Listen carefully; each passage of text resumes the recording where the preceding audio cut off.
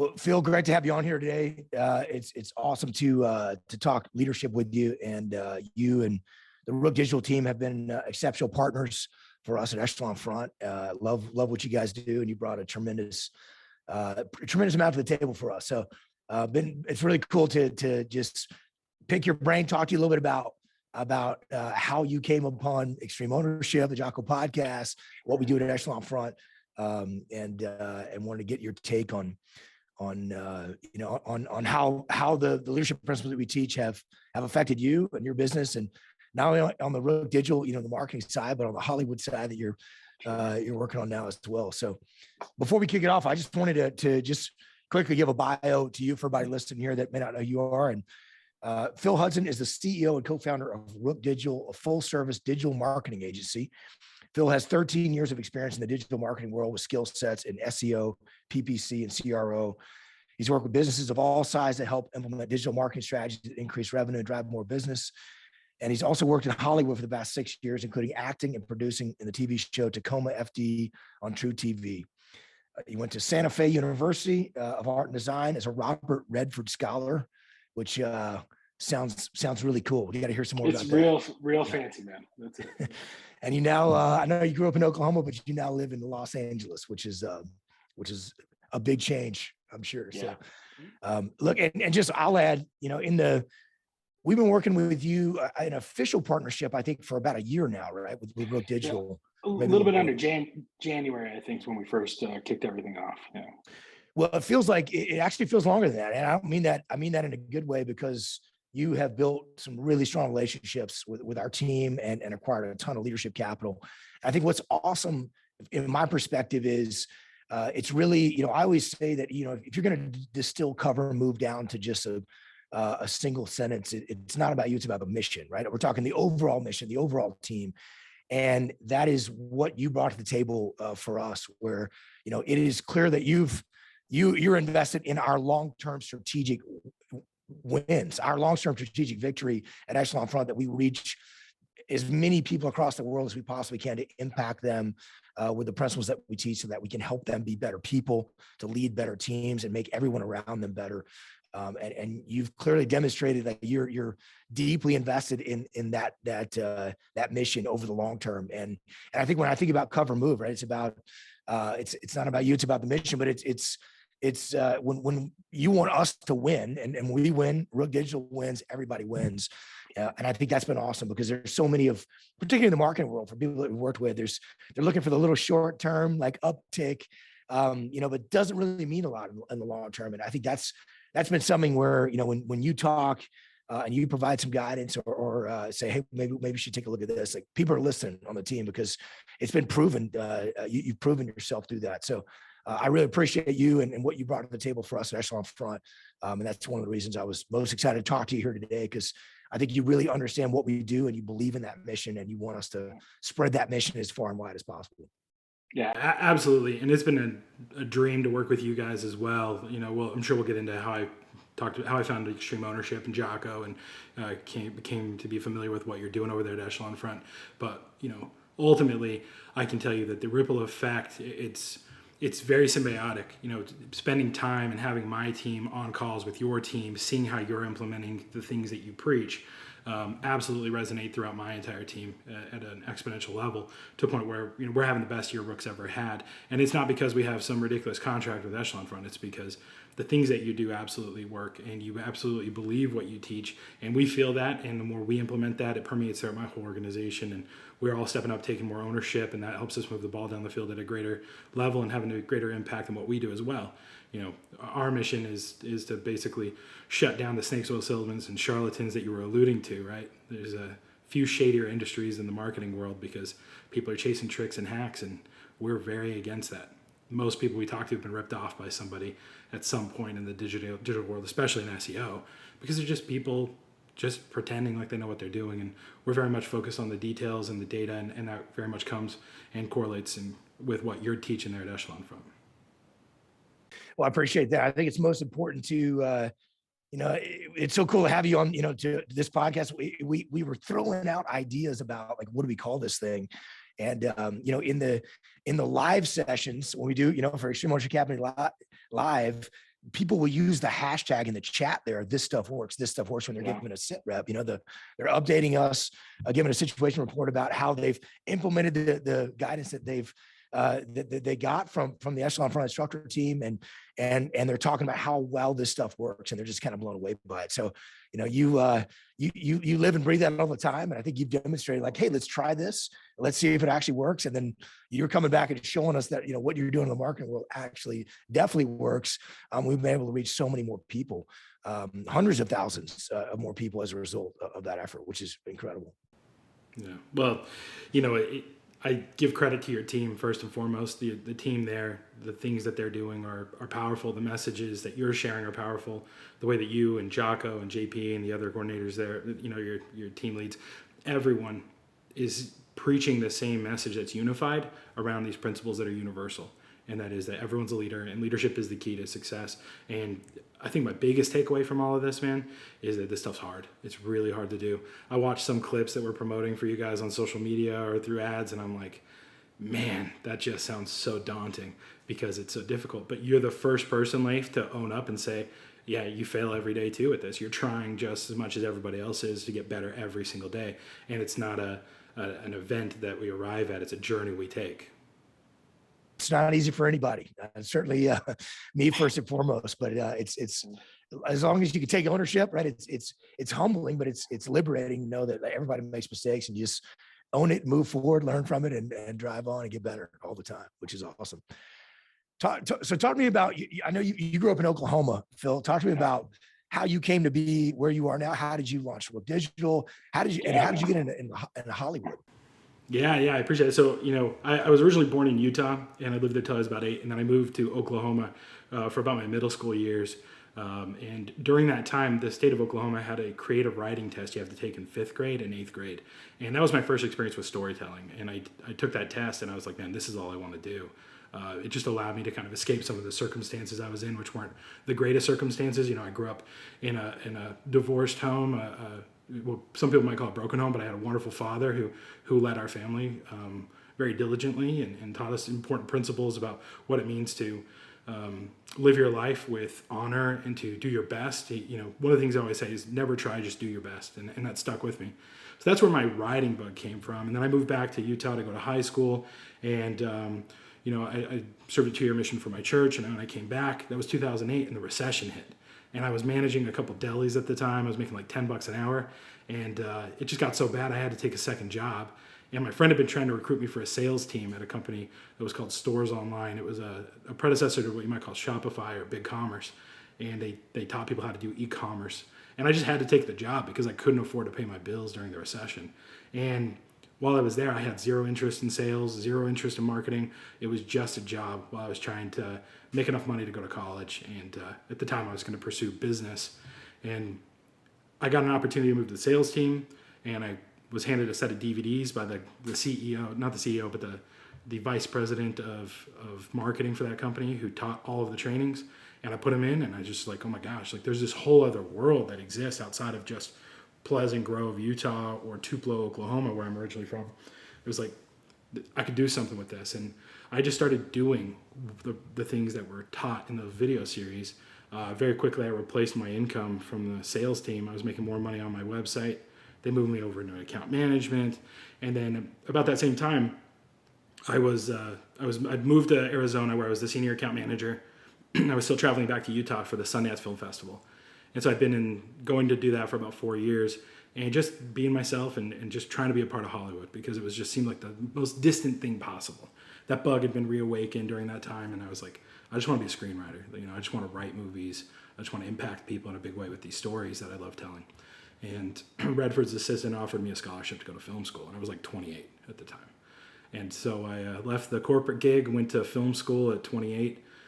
Very quickly learned that 18-year-olds and 28-year-olds do not see the world the same way. Did my best to get out of there as fast as possible, graduated, moved to LA, and then just been working my way up in the Hollywood industry ever since. So. That's awesome. When did you start Rogue Digital? Oh yeah, sorry, I missed that part. So when I left the corporate world, I had a non-compete, and I had a 401k, and I cashed out my 401k, and that's what I lived on for my first year. And when my non-compete expired, my clients actually came back to me and said, hey, we want you to take us on as clients, because the other company was transitioning out of SEO and digital marketing. So Rook very much just started from that. So it was back 2014, I'd say. And it was just out of a demand from people I'd worked with before, because they just liked the way that I talked about these things. When I was on the sales team at that other company, literally every business owner I talked to had been ripped off by some digital marketing agency at some point. And it became clear that the best way to sell to people is to give them as much information as possible, to not hide things, to educate them. And then you build so much trust when you do that, that they want you to do it. And then because they're educated, they're better clients as well.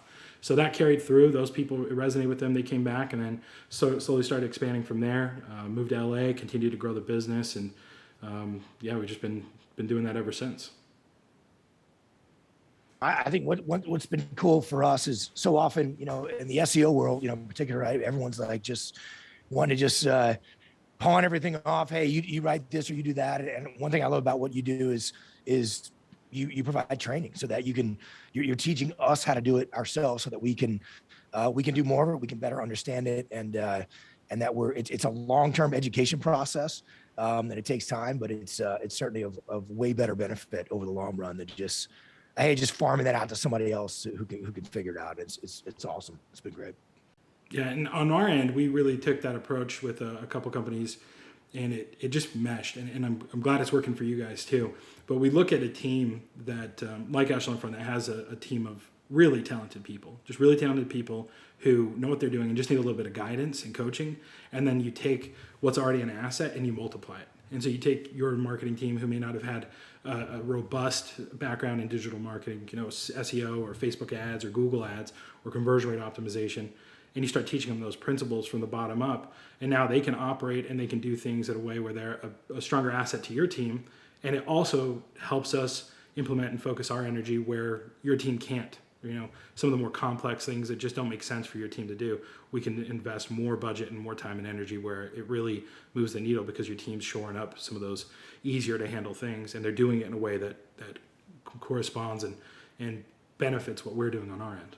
Right on. And we were talking right before this about how you met our colleague, Ben Duff. Ben is, for those that don't know, is one of the guys behind the scenes. He does a ton of stuff with Echelon Front. He's been with us for a number of years now, and is just always thinking strategically. I'm always amazed at Ben's strategic vision. And so he talked to me about meeting you. And I wanted to talk about how you guys got introduced, because it was through one of the members of Broken Lizard, who did the Super Troopers movie, right? It was Eric Stolhansky. Is that correct? Yeah, that's spot on. And that was, so if you haven't seen the movie Super Troopers, that was a giant hit in the SEAL teams for a while. We were constantly dropping quotes on operations and training missions about from Super Troopers. In fact, one of my favorites was, "Do you need me? Do you need my assistance? Unit 23, come in 23." So it was you would hear that over the radio, over the inter squad radio, on just like random SEAL operations all the time. It was hilarious. So how did you guys meet? I know Ben knew Eric, and Eric said you got to meet my friend Phil. Can you talk about that connection? Sure thing. When you move to Hollywood and you're starting to build a career there, you just have to start at the bottom up, and we can tie that back to extreme ownership for sure, because it's you have to humble yourself and you have to set your ego aside when you go from being the president of a company and generating decent revenue for yourself and personal income, to step down to a minimum wage job where you're literally making coffee and getting lunch orders for people. And that's what I did. And I said, that's the path to become what I want to be in life. So I'm going to start as a production assistant. And I worked on sets. I worked in offices for a couple different shows. And again, through the act of serving and educating, one of my very first clients when I was at that agency, her husband just happens to be a showrunner out here, which is an executive producer on a TV show. He's written on King of the Hill, and his name is Michael Jamin. You can see him. He and I have a podcast together on screenwriting. But King of the Hill, Just Shoot Me, Wilfred, Marin, Brickleberry, Beavis and Butthead. I mean, he's had a career since 1996 doing this stuff, and I had no idea. And I served his wife as best I could, even taking phone calls on weekends when she needed help, because that was what she needed and it was the right thing to do. And that paid off. You know, you talk about leadership capital. I mean, that paid off in droves for me. He put my name in the hat. He was writing on the show Tacoma FD, which is run by two of the guys from Broken Lizard. Kevin Heffernan, which is Farva, which is the D&D My Assistants guy, right? That's Farva.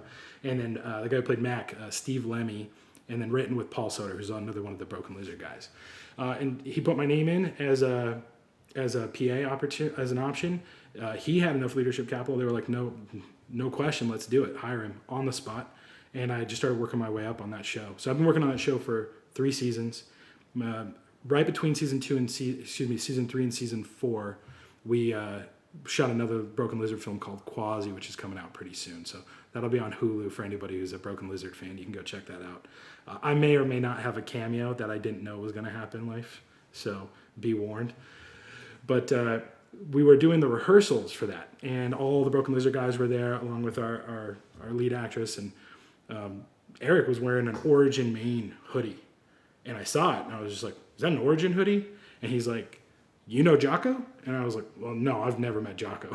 But I do know Origin, and I was wearing my Origin Maine boots.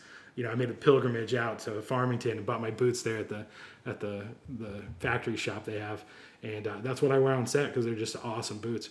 And so after that day, you know, the day I got an email from him, was like, hey, man, you mind if I introduce you to Jocko's people? And he sent an email introduction to Ben, and Ben and I just started talking movie and film and all that stuff, and more of what you guys do. And that's how I met you guys. That's awesome. That's awesome, Phil. Yeah, with your Origin boots on, it was meant to be, man. That's right. That's totally good to go. Outstanding. Well, let's talk about. I know. How did you eventually? So how did you come by Extreme Ownership, Jocko Podcast, like, you know, Origin boots? Like what brought you to that? What first? Yeah, because I was deep in the entrepreneurship world while I was in film school trying to grow my agency. And prior to that, Tim Ferriss wrote a really powerful book called The 4-Hour Work Week. And it's about how to do a lot of the e-commerce stuff that I do. And it's a book I've listened to every year on Audible, since it came out. And I was listening to his podcast, and he introduced Jocko, and I'd never heard of Jocko. And just listening to Jocko talk impacted my soul in a way that no one else had talked about. I mean, the way he discussed, I consider myself to be a patriotic person. The way he discussed what he did, what you guys did there, the impact that you had, and the power of leadership, it really resonated with me. So I immediately looked up Jocko, and then Jocko Podcast was a part of my daily life as soon as it came out. I absorbed everything I could, and continued to do that. I think the first thing I did is I immediately downloaded Extreme Ownership on Audible. And I remember I had to drive to Utah from New Mexico when I was in film school. And that's an 8 to 12 hour drive, I think, depending on which route you take. And I was just listening to that book my first round through, and I got to my friend's house where I was staying, and I literally would just drive around the block until it ended, because I didn't want it to end. It was such a powerful book, Leif. And credit to you and Jocko for putting that thing out, because from that moment, it really just changed the way I think about leadership. It was some ethereal thing before that, and now I'm looking at it, it's like, okay, it starts with me. It starts with the way I live my life, the way I handle myself, my communications with people. We might have called that integrity, the way when I grew up, right? You're only as good as your word is. I think that's some good Southern leadership principles there too, that ties directly into Extreme Ownership. But yeah, it impacted me from that moment on, and I just dove super deep into what you guys have been doing. And then, I'll just say this, you get to a point in life where you get so busy with things that you kind of slip things up. I stopped listening to Jocko Podcast. And back in 2021, man, I was really hurting. The pandemic had hit, things were really stinging in my business. And I'll tell you, I leaned back immediately into Extreme Ownership. I leaned back into what Echelon Front was doing. I just said, what more can I get from these guys? What can I do? And I went to your website, and I found, I think it was the Extreme Ownership Academy at the time, your online portal. And I signed up, and man, like taking those assessments and realizing you think you know so much, and then you're failing every assessment on the leadership side, it humbles you pretty quick. That's awesome, Phil. Well, there's we were just writing. I think that was one of the first media things that we did when Extreme Ownership came out was Jocko did the Tim Ferriss podcast. And I didn't know a lot about Tim Ferriss at the time. I didn't realize what a powerful voice he was in the world and the influence he actually had. Until Jocko was like, "Hey, check this guy out," Tim Ferriss. I'd heard of the 4 Hour Work Week and those books, but I had not read them at that point. That he'd read. And so when he had that, I remember the picture that he used for it was, I think the title of his podcast is "The Scariest Seal I've Ever Met." Yeah, I believe that first one that he was on. So he had this picture of Jocko just looking like a straight up axe murderer, and we're about to like launch the book. So literally that was the week prior, like the media week is happening the very next week. We've been working on the book for a year and a half at this point. It's about to come out, and I was like, I looked at Jocko. I was like, bro, we're trying to get people to hire us as business consultants as Echelon Front. Not, if you're looking like an axe murderer, they're gonna be running scared. But so many people have had come to Echelon Front and came to Extreme Ownership through the Tim Ferriss podcast. It's pretty amazing to see, and that's awesome to hear, man. How it affected you with Extreme Ownership. I mean, for us, it was really just a way for us to pass on the leadership lessons that we learned, on the battlefield. It was what we were teaching in the leadership courses that Jocko and I were running when we came back, having been extremely humbled. You're talking about taking the assessments, and I mean, there's nothing more humbling than being in some difficult, violent combat operations. I mean, every single day, day in and day out. And it was just way more humbling than anything I could have ever imagined. In fact, we talk about the lesson we brought back with us: humility, ownership, teamwork. And that very first thing, just letting the next generation of SEAL leaders know, hey, look, you think you're prepared, you think you're ready, you're actually not. And you better be ready for the most chaotic, difficult, emotionally overwhelming situations you could possibly imagine. And frankly, some people just, that was part of what we did, was trying to prepare people for that, and we see that now when people, people would put them through training and they push back on stuff and say, well, this isn't realistic, or I don't know where I'm getting shot at from. And, I'd say things like, man, how many times, like, I had absolutely no idea where I was getting shot at from. Like, I mean, just about every time bullets are erupting around you. Hey, is that enemy? Is it friendly? Is it 5 guys shooting at us? Is it 50? Like, I have no idea, So you just had to be able to take a step back, detach, and assess situations. But if they're not prepared for the realistic challenges they're up against, they're not going to be successful. And I think leadership is the same way, right? To your point. So oftentimes, particularly people, when you're starting on the front lines and you're kind of trying to work your way up the ladder, you don't really realize, if I was the boss, it'd be super easy. Everything would be easy, and we wouldn't have any of these problems. And yet only when you kind of get there and you realize, like, oh, leadership's hard. Leadership's actually really hard. It's much harder than I thought it was going to be. Hey, how this person reacted to me trying to offer them a bonus or an opportunity to get promoted was totally different than what I thought it was going to be.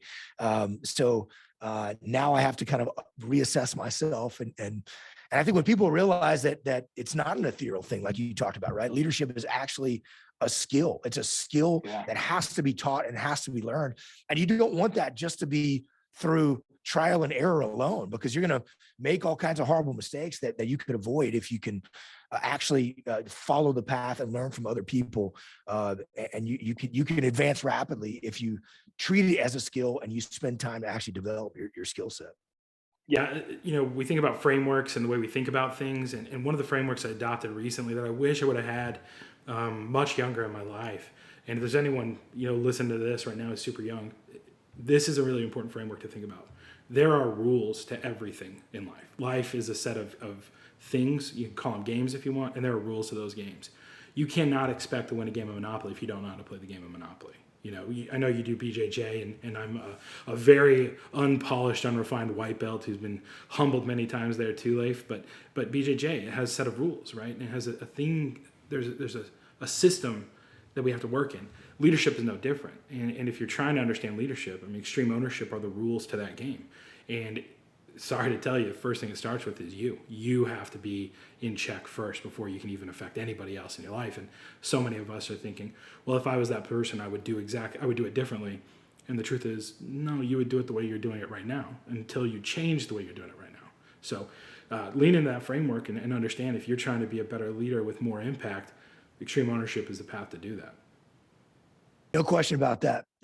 And when you say a set of rules, where do those rules come from? Well, like you're talking about Brazilian Jiu-Jitsu. I mean, the rules came from people who were testing out different things and to see what actually works and what doesn't work. And that's something that Jocko and I have talked about. Like we didn't really invent anything new. A lot of this stuff's been around for a long time. We might have just kind of given it, maybe the term extreme ownership or cover move, wasn't used. But really what we're doing is just is showing what works. And there's what works and there's what doesn't work. And it's kind of funny sometimes when I remember particularly before the book came out, oftentimes when people didn't really understand what we were going to teach and they really kind of had no idea what we might talk about, they would often ask me, well, I want to make sure I need you to explain to me what you're going to teach my team, because I need to make sure that it's totally in alignment with, with our culture here at the team. And so it would almost be kind of laughable because I would, so we just kind of ask them some questions like, well, are you telling people to point fingers and make excuses and put the blame on everybody else so that problems don't get solved? And of course, no one is doing that, right? Because it doesn't work. Are you telling them not to build a good relationship so they can actually support each other toward the overarching goal they're trying to accomplish? Or are you telling them to be so complex that no one understands what's going on and so they can't execute? Are you telling them to spread themselves and the resource so thin that they can't actually accomplish any of the priority tasks because they're trying to take on too much stuff instead of focusing on the highest priority efforts? Are you telling them to sit there and wait to be told what to do and not do anything until the one person in charge tells them what to do? Of course not. No one is doing that stuff because it doesn't work. If they are doing that stuff, they're failing, and they wouldn't have the ability to hire us anyway. So it's I mean, by whatever you call this stuff, it's what actually works, right? And that's why this podcast is this stuff works. But that's where the rules come from. The rules are established by if anything, what Jocko and I and the instructors that we have here have benefited from what I think is probably the most incredible leadership laboratory ever, which was, not only seeing this stuff in combat, but then coming back and running leadership training so we could see a bunch of different people, over the course of years, go through all these the same scenarios and to see who performed well, who didn't perform well. So we really got to see what worked and what didn't work. And now at Echelon Front, for the last 10 years, we get to see this in the business world in just about every industry that's out there, and even the nonprofit and education space and others, where we get to really see what works and what doesn't work. And so people that try to push back on that stuff, they don't, they either don't fully understand what we're talking about, or they're just kind of in denial because look, if you're casting blame and pointing fingers and making excuses, you're not going to get problem solved, right? If you're not actually following the laws of combat, your team is going to struggle. You're not going to be able to perform well. So that's something that we've learned, and I'd love to hear from you. Where have you implemented this stuff, in your world, and seen impact as a result on the real digital side, on the personal side, or certainly on the Hollywood side? Sure thing. First thing top of mind that comes is my agency for sure. I was a solopreneur for a long time, and then I started hiring, virtual assistants in the Philippines, and then, I brought in a friend. My business partner Paul, who I think you've been on a couple of calls with. We joined forces because he was doing something similar, and we already worked together. We knew each other, and we had the same outlook on a lot of these things. But then you start bringing on team members, and I started getting really frustrated because I would speak and people would not hear me, and I would just be like, words mean things. My teammates just say that all the time to me now, just to kind of mock me because it was all ego driven, and I can laugh at it now. But I was like, words mean things, guys. And it's like the way I'm saying it is obviously not resonating. So that means I need to take ownership of that and change my approach to what I'm doing, right? Take the indirect approach, whatever it is. So I'd say fundamentally, just kind of across the board, it's changed the way that I interact with everybody on my team. I mean, I start looking at it instead of how would I do this, what would they do, and then how can I help them tailor that approach and give them opportunity to fail and learn so that I don't have to be the stopgap every single time. I mean, that was a huge problem when I started on board with my first couple of people. They would literally do what you just said. They would sit and wait for me to fix the problem. They would ask me a question and wait for me to solve their problem. If I told them to go Google it and find a solution, they would spend hours looking for things and still not act on things because they didn't want to upset me. And that was all coming from me. It was all coming from the way I was reacting to them. If they did something wrong, I would attack them. And I wasn't screaming or yelling, but that's the feeling they got, was me shooting them down or shutting them down because they didn't do it the way I wanted it done. And it's so much of just letting go of that control so that you can replace yourself. That's the first thing that comes to mind. And I got plenty other examples beyond that. I think that's a fantastic example. And we see that all the time where, leaders will complain that I need my people to step up and lead. I need my people to step up and take ownership of stuff. And I need them to stop asking me to solve all their problems for them. And yet that leader's not actually looking at themselves. I mean, just as you said, right? It's how you interact with them dictates that. And most people actually think they're doing a good job by simply just, okay, give me a task, do that task. Okay, what else do you want me to do? Sure. And so you really have to kind of re-educate them to help them understand, what does decentralized command actually look like, right? And if you realize that in order to have decentralized command where your leaders will step up and take ownership and make and maneuver the team and make moves to move you in a positive direction toward accomplishing your goals, well, they have to understand what that goal is. They have to understand the commander's intent. And if they don't understand the why they're doing what they're doing, what the purpose and the goal and the insight you're trying to achieve is, and also if they don't understand the parameters where they can make decisions, where they don't, where they can make decisions and where they can't make decisions without getting permission or running that up the chain, they're not going to be able to execute with any kind of confidence whatsoever. So once the leaders recognize they got total ownership of that. And if you start to train your people that this is actually what you need them, and are they going to make mistakes? For sure, they're going to make mistakes. So then you don't smash them down, because the moment that you smash them down when they do make a mistake, particularly if it was a well-intentioned mistake trying to move the team in the right direction that they thought was going to be helpful, then they're never going to do that again. And so I think that's really a failure of extreme ownership by a lot of leaders that we work with who love extreme ownership, who love what we do, and yet don't realize that their people aren't stepping up. Simply, it's not the people, it's them, right? It's how they treat their people. It's how they actually, rather than just, hey, even if let's say I take a group of super default aggressive SEALs in a SEAL platoon. The moment that I put together a plan, I dictate every aspect of the plan. I say, you do this, you do this, you do this, you do this, go execute. They're going to go out on the battlefield and they're going to just do exactly what I told them to do. And they're going to just wait to be told what to do next. So I've completely dictated that. Whereas if I'm saying, hey guys, here's the overarching mission we're trying to accomplish. Here's the insight that we want to achieve. How do you think we should accomplish it? And I give them ownership of the plan. And then maybe they're way off. We can make some adjustments. Maybe they don't understand the time constraints and the resources. We can make some adjustments to the plan they come up with, but it's their plan. They have ownership of the plan. I let them go out and execute that plan. They're not asking they're not asking what to do when they encounter a problem. They're going to figure out a way to solve that problem. And that's the kind of team that you want to build. And so, what you just said is, it seems like a small nuanced thing, and it's actually not. It makes all the difference in the world.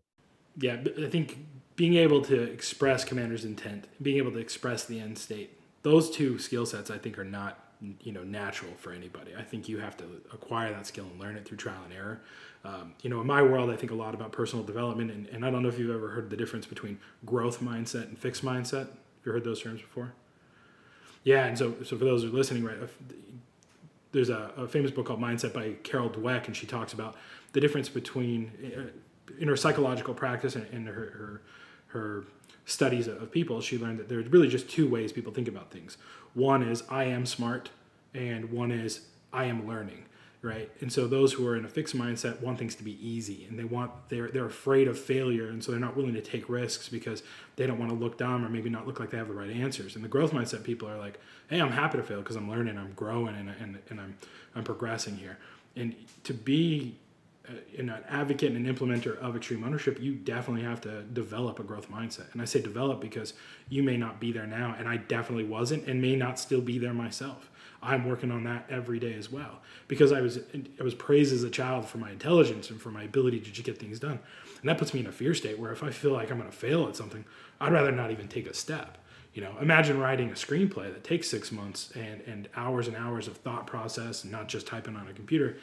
And then you go put that out there and it doesn't sell, or it doesn't win an Oscar your first at bat, and you've been told that's what you should do. I mean, that's just going to shut you down. But in business, it's the same thing.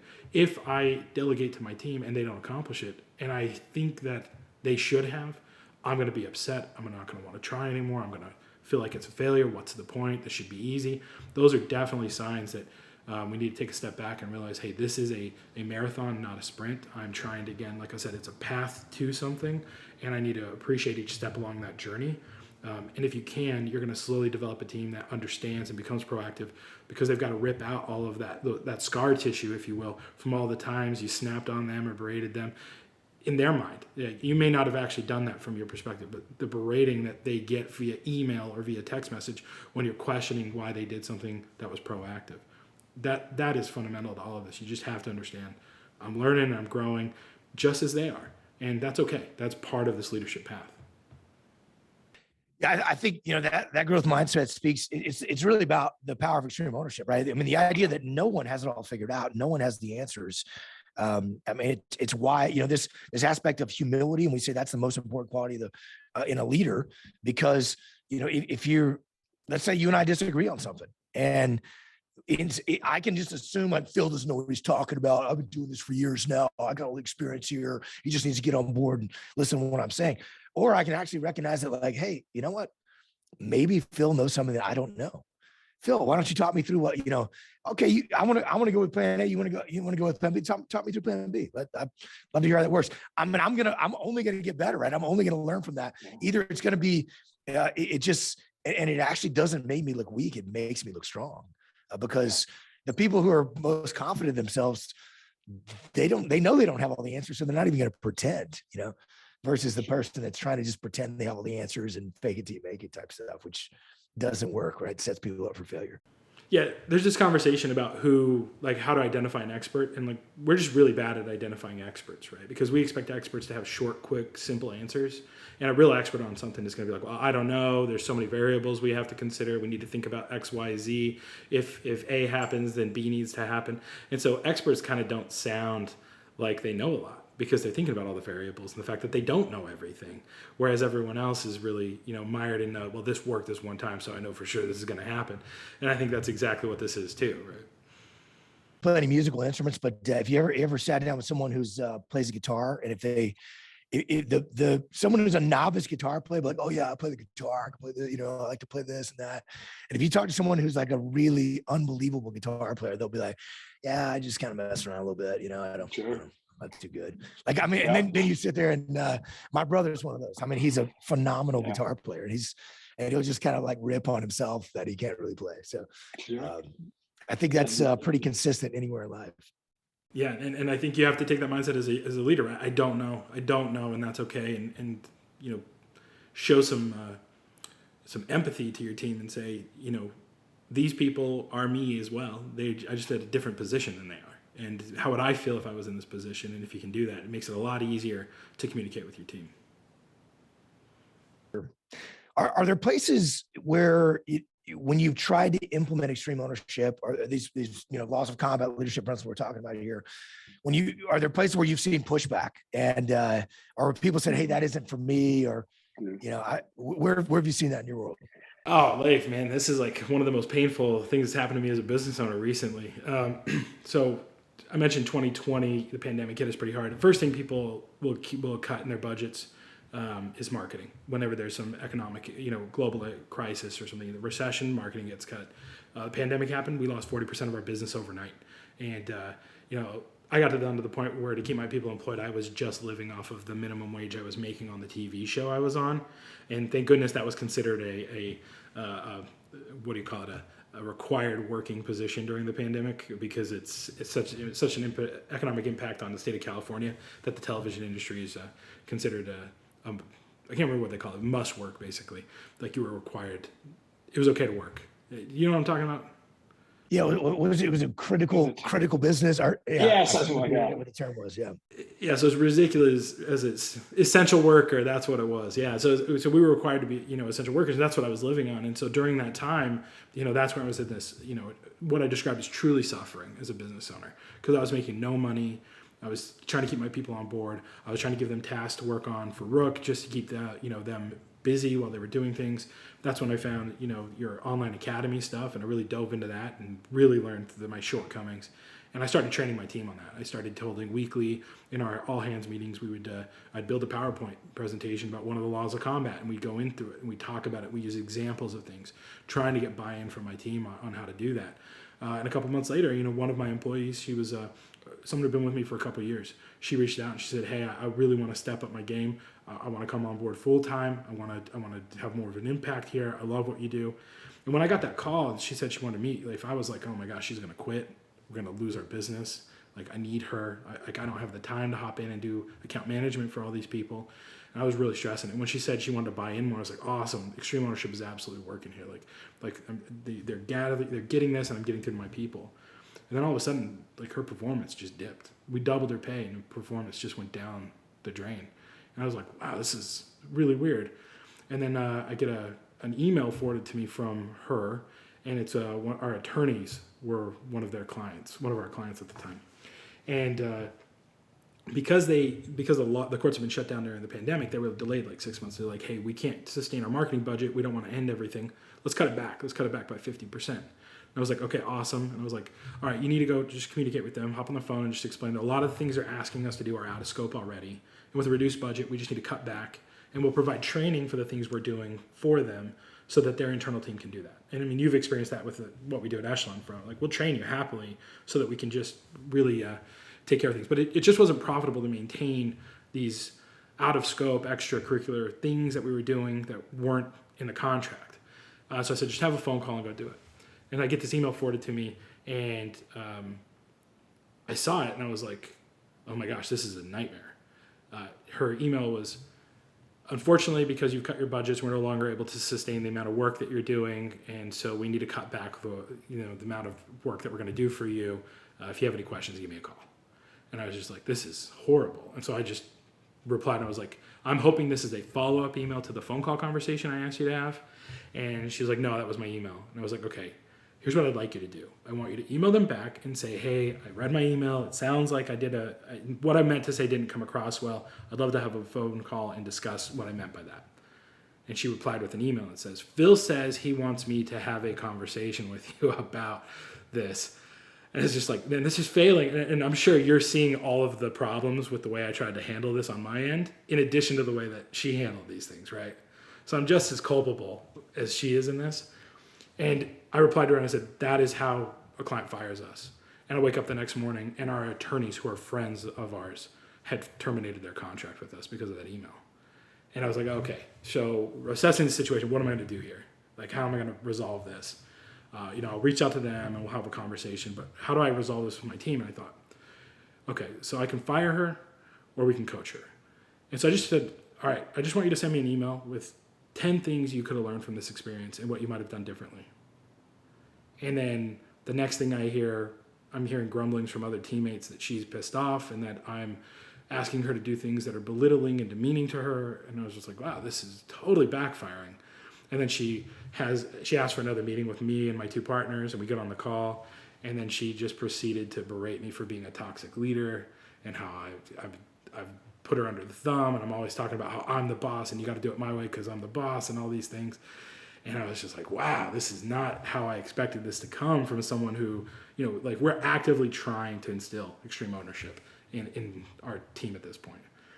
And when we talk about the dichotomy here, I had to take a step back and say, is what she's saying true? And I was like, there are many things she's saying that are true. But the dichotomy here is this person is not taking extreme ownership either. This person is not being a team member. And so I just asked her, I was like, do you want us to try to save you as an employee, or are you ready to leave? And she's like, I'm ready to leave. And I was like, okay, well, thank you very much for the feedback. And then we parted ways. And I can't tell you, the amount of fear I had for her leaving that position was replaced with the absolute calm of knowing that someone who did not understand the culture that we were trying to build here had left the door. And then I had to have conversations, really hard conversations with my partners and say, she said this and that about me. Is that true? And they were pretty blunt, and they told me, and I had to, again, humble myself to hear what they were saying. And then that changed the way that we do our implementation, the way we talk about things. So it was both simultaneously one of the worst things that could have happened to me as a business owner and the best thing that could have happened to me as a business owner. And it set the stage for us to have one of the best years we've ever had, because I had to take ownership of the situation and also understand that this person's not a good fit for us anymore, and that's okay. example, Phil, and that's, I mean, tough challenge to come up against, right? I think it's a really common issue. I mean, it's why we wrote the book, Dichotomy of Leadership, as a follow-on to extreme ownership, because so many people struggle with this, and they'll take this idea of extreme ownership and mean, I got to go bash people on the head, over with extreme ownership, and you're making excuses, and you need to start taking ownership. And I'm not saying you're going to maybe to that extreme level, but there are certainly people that are. And I think, and when you get people that are, look, some people are just not going to be a fit for the cultural organization. There are those tortured geniuses out there that are just going to push back no matter what. They're not going to accept any constructive criticism, no matter how, obvious their failings or any ownership whatsoever. But most people will, and most people will recognize it. And I think when you realize that building a culture of extreme ownership, I mean, that's the most common question that we get from leaders that we work with over the last decade that we've done this. How do I get my people to take extreme ownership? And the answer is you take ownership. You take ownership because, when I'm even when I see an email like that, and you're like, oh, I can't even imagine sending an email that way. As hard as it is to do, just to say, obviously, I didn't do a good enough job explaining why this is not the response that we want, and how we need to build long, strategic relationships with our clients and how we're going to benefit from that. So, and if you start that way, it just opens people's minds, right? They get less defensive, and there's much more of an opportunity that they're willing to listen and learn as a result. And maybe it still doesn't work out because not everybody is. There's the idea of like, you're going to have to let some people go. That's a struggle as well. People took chapter 2 of extreme ownership, no bad teams, only bad leaders.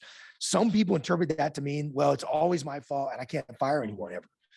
And so that we had to write this chapter in Dichotomy of Leadership called When to Mentor, When to Fire, so that people realize that, like, look, there's an escalation of counseling. And while you start with ownership and you do everything you can to train someone and mentor them and get them prepared and help them overcome obstacles, if you give them every opportunity to succeed and they simply can't do it, then you got to take extreme ownership for the good of the team and the mission to let that person go and get someone who can do the job. So I think that's a really common issue that we see. And oftentimes you'll see people that are kind of go way too default aggressive, way too direct approach on stuff. That's kind of in my nature. I've had to really learn the hard way on this, this stuff as well. And to go, okay, I need to slow this down. I need to go direct approach. I need to have kind of a longer term view, and it's going to get me to people accepting this as part of the culture and taking ownership themselves. When I take ownership of stuff rather than pointing fingers and casting blame. And by the way, if you're in charge of a team, you are in charge. You're responsible. You have to own every single thing that team does. So this isn't lip service, right? It's the truth, and you got to fully believe it and accept it. And I think when you do fully believe and accept it, then you realize that extreme ownership then becomes not just retroactive when bad things happen, but it actually becomes preemptive, so that when you say, hey, I'm not that, this person on my team maybe doesn't have the best rapport with that client, or maybe doesn't understand how she comes across in emails. Let me actually help her craft an email to make sure that we don't have an issue like that. And so you prevent bad things from happening in the first place, when you realize that you can't just blame it on that person, but you have to actually take ownership of everything they do. Yeah, I think everything you said absolutely resonated with what my experience was from that, and those are some hard lessons to learn, right? But they're some of the most valuable and impactful lessons to learn as well. And that's a case where we talk about that growth mindset, fixed mindset. That's a case where I had to have a growth mindset, because I had to take a look at it. Prior to that, I would have been like, what does she know? Is she wrong? Or like I would have just crumbled inside and been like, what's the point of doing any of this? Instead, I looked and said, okay, how can we fix this in the future? And how do we screen for this in new hires? What are the problems? When we peeled back the work she was doing, there's another bunch of problems. She did a bunch of things proactively, took extreme ownership, did a bunch of things absolutely contrary to the processes and checks that we'd set at our company, to the detriment of some of our clients. So then I have to call all of these people and I have to say, hey, that account manager that you had? Fortunately, she did some really bad things on your website, and I'm here to fix that. 100% my fault. I should have been checking this. I didn't want to have to do the follow-up. And because I didn't take ownership in the follow-up, I allowed your website to have detriment, done to it. And then we had to spend a bunch of other time and resources fixing those things. But I'll tell you, Leif, those conversations with those people absolutely trust us now, because we owned our mistakes 100% instead of trying to sweep them under the rug. We proactively said, here's where we messed up and here's what we're going to do to fix it. And they're probably going to be lifetime clients because of that. And they saw the results from it. No doubt. I think that is an amazing result of extreme ownership, that people, you're like, well, the client's not going to trust us if we admit it's our screw up. And yet you can, just as you said, right, you're building trust by owning that problem and fixing that problem. And so you're building trust going forward. It's exactly what we did in the first chapter of extreme ownership with that horrible blue on blue friendly fire incident that happened. We actually built trust coming out of that with our commanding officer and our leadership by taking ownership and implementing solutions to make sure nothing like that ever happened again. So it's counterintuitive because it's hard to do and it stings the ego. And yet you're a living example of how that helps. And look, again, there's only two measures that matter, right? Effective and ineffective. When you're talking about, hey, best year ever from Real Digital, coming off of some big mistakes like that, I think there's that's not an accident. I think that's a direct result of the leadership principles that you're implementing to, and building that into the culture of your team. Yeah. And, even just having a conversation with you to talk about taking on stuff for Echelon Front, I really had to internally do a check and say, is this something I can commit myself to? Because I'm not going to mess around with Jocko and Leif. I mean, I know what these guys can do. They can get in my house if they want to, right? So if I'm screwing up, the Jocko and Leif are going to come knocking on my door. JP just stumbling through my house in the dark, right? But I had to check myself and say, all right, am I going to continue to run my business at the level I am, or can I step up and be the business I know it needs to? And 100%, when I talk about that symbiotic relationship from working with Echelon Front, it permeates our business because we all have to take a step up because we see you implementing it.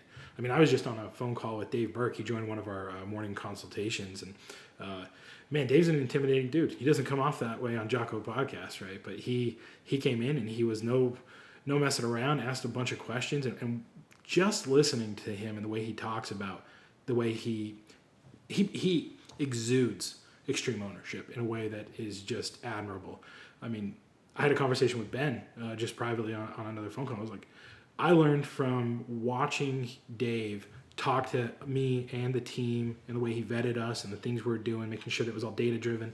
I learned more about how to be a better communicator to my team from one phone call with him than I did have in probably 7 years of being in business, because he literally said, I don't want to know. I want to know what you want to do and verify that it's going to work. Like, my job is just to make sure it's going to work. And it's powerful stuff, man.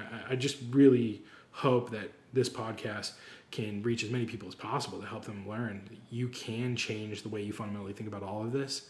And you can implement these rules in a way that will absolutely impact your life and your business and your family and your health and all the other aspects of everything we're doing.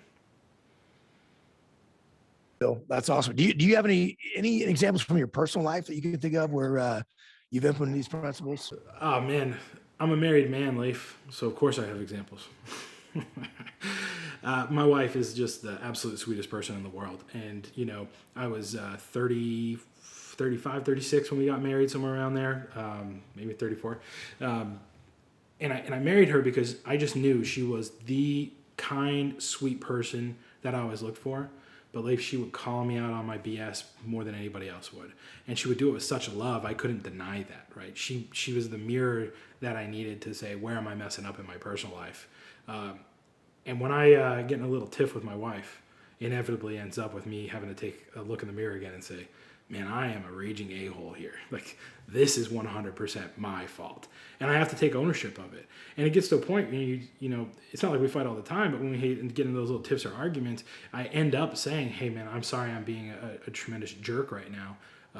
This is 100% my fault. And I'm dealing with something else, and this has nothing to do with you, and I'm sorry it affected you. It gets to the point where she's just like, how can every fight we get in be your fault? That doesn't seem to make sense. And it's like, but they are, Leif. Like, they're all my fault, because I have to take a look and say, no, this is because I got off a phone call with some client who's upset about something, and that upset me or delayed me because of this thing I wanted to do, and I didn't get to do it. And it's all ego and selfishness. So if anything, it's made me a better communicator in my marriage and a better assessor of my own faults and weaknesses in that relationship. That is the most important relationship I have in my entire life. I always say that it's most hard to detach emotionally from the people that you're closest to, right? And so when you're talking about your spouse or your kids, your siblings, your parents, the people that you have these lifelong relationships with, it's most hard to detach emotionally, and yet it's also most important, because these are the most important relationships in your life.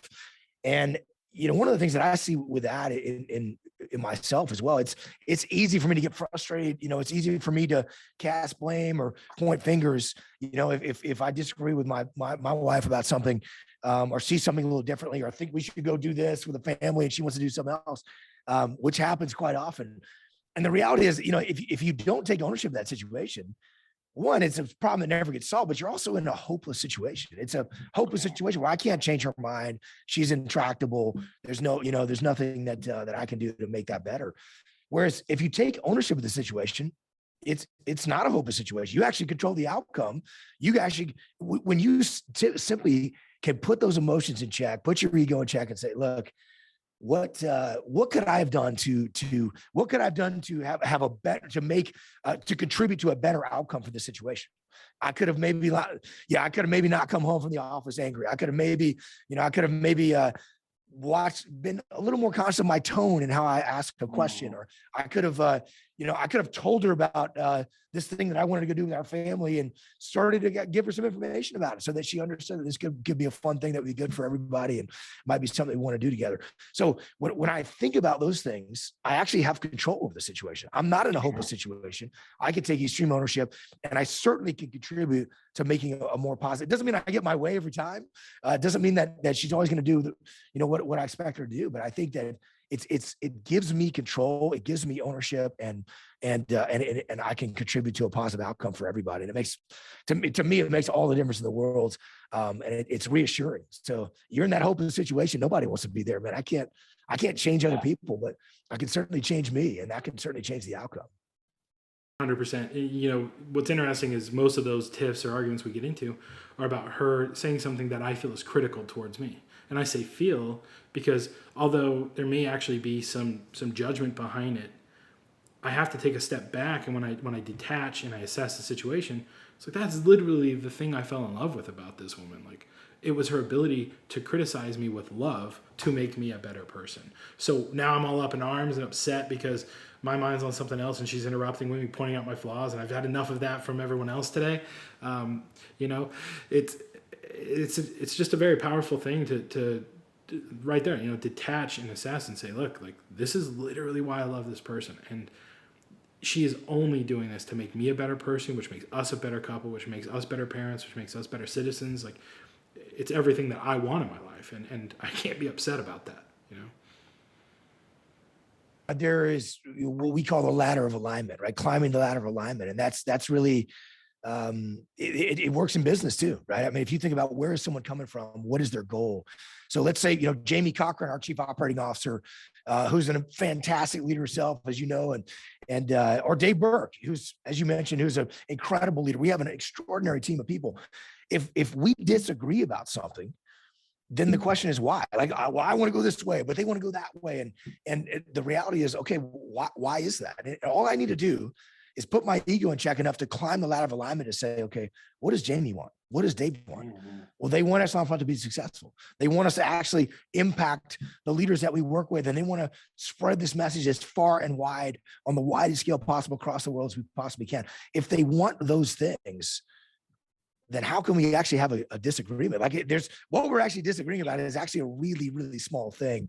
And the bigger things, if I just take a few steps up that ladder of alignment toward the more strategic goals that we're trying to accomplish, those are totally aligned. The small things are pretty minuscule, pretty immaterial.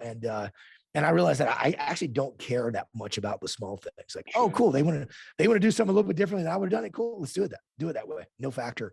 And it certainly works with your spouse. It works with your family. It works everywhere, in every aspect of your life. I think it's a very powerful thing to think about. Definitely, absolutely. And outside of personal life, I got plenty of examples in the Hollywood side of things, Leif. Like, I mean, I just had a couple of really recently that hit me. I don't know if you want to dive into those. I know we're getting a little long in our podcast today. Yeah, if you want to give an example, man, go for it. All good. Yeah, I mean, look. So we talk about humbling yourself when you're going into something new, and that's definitely what I had to do to be a production assistant. And I was a writer's PA on Tacoma FD season 2, and then because I did such a good job preempting what they were thinking and thinking about those. And then again, this is not pat Phil on the back time. This is really just demonstrating the power of being a humble servant and really thinking about what can I do to make that person above me really shine. I mean, it's literally what you guys talk about, right? How can I make that other person look so good that they want to keep me around? Well, I did that, and then they opened up a position for me during production, and so I worked in the production office on season 2. And because I did that there, they opened up a position for me in the post-production. And normally you work one job. You're a writer's PA, you're an office PA, you're a post PA, you're a set PA. But I was able to see all aspects of how they make this TV show from implementing and living simple principle. How can I make my boss look even better? How can I make their job easier? How can I carry a burden for them that they're not expecting me to carry today? And I did that. So they did the same thing for season 3, and again, in between season 3 and season 4, they brought me to be a producer's assistant on the film Quasi. So I got to sit in and be more involved in some of the creative decisions and see how they did that. And then they moved me back into the position of being a writer's PA for season 4, and that stung because everyone agreed that I should have been bumped to the next step up at this point. I should have been made a writer's assistant. And due to some of the politics that are going on, I wasn't able to make that jump, and they put someone in that role who hadn't worked in the writer's room at all. And it was zero control over Leif. I was not able to do anything to do that. And I just had to take a step back and say, okay, I can be really hurt by this, or I can accept the fact that this is something that's completely out of my control, and what can I do to continue down my path? And I had to take ownership of that situation, and that's what made me do some of the best writing I've done in my entire life this year. It's just really sitting down and saying, no one's going to hand it to me. Even if you think you've earned it, you're not going to get it necessarily, and you just have to work your tail off until you get what you want out of it. And that script, actually, the one that I sent over your way to get a little technical consulting, if you will, that's one of those scripts that came out of it this year. It's one of the best things I've ever written because I had to, because it moved me out of my stagnant position into being a better, more developed, and more refined writer. Yeah, it was a cool script. I appreciate you sharing it with me, and I enjoyed our conversation around it. I look forward to that being made into a show for one day. It's very, very interesting. Definitely good to see it. It would be good to see it on the screen, and entertaining show about a special operator that's kind of the burnout special operator on the ragged edge. Pretty cool. Definitely. Yeah. Well, I wanted to take just spinning off of that too, like, that transitioned into this. I could have walked away. I could have raised my ego and I said, hey, this is not what I wanted. This, I'm owed this, and everyone would have agreed with me except for the people who made those decisions, and they made their decisions above the pay grade of the people who make the decisions for our show. I could have walked away. I could have gone to another show, and who knows what would have happened. But I stuck it out, and I just did the very best I could. They invited me to sit in the writer's room as more of a higher station than I normally would have. I got to interact. I got to pitch jokes. Some of the jokes I pitched made it into the show now. So I'm actually contributing in a more impactful way to this thing that I've grown to love. And then they moved me into the office to be a PA again, and very quickly they realized that something needs to change, and they bumped me to be an associate producer on the show. They gave me a ton more authority and leeway to do everything I needed because I'd earned so much trust with the team that I would stick it out. I would handle things in the right way, and all I cared about was the end result. We talk about the Commander's intent of making the best show possible. That I was given a major promotion in something that most people don't get when they're doing this type of job. So 100% credit to Extreme Ownership and the principles there of understanding how to humble yourself again, set aside your ego, try to impact things and move the mission along. Credit belongs to you, my friend. Definitely. You're we can pass on the lessons learned, and we can talk about how we can what you should do to solve a particular problem, but you actually have to go implement that in real time, and that's a hard thing to do. So good on you for making it happen, Phil, and I appreciate you sharing that, man. Any final thoughts on Extreme Ownership, how it's affected you, or before we wrap up for This Stuff Works podcast here?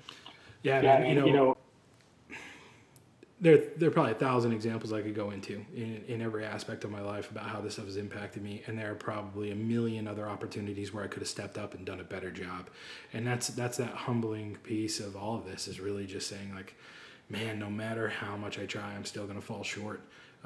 And what I've come to learn is that is Extreme Ownership. It's owning the fact that you aren't there yet, and you may never get there.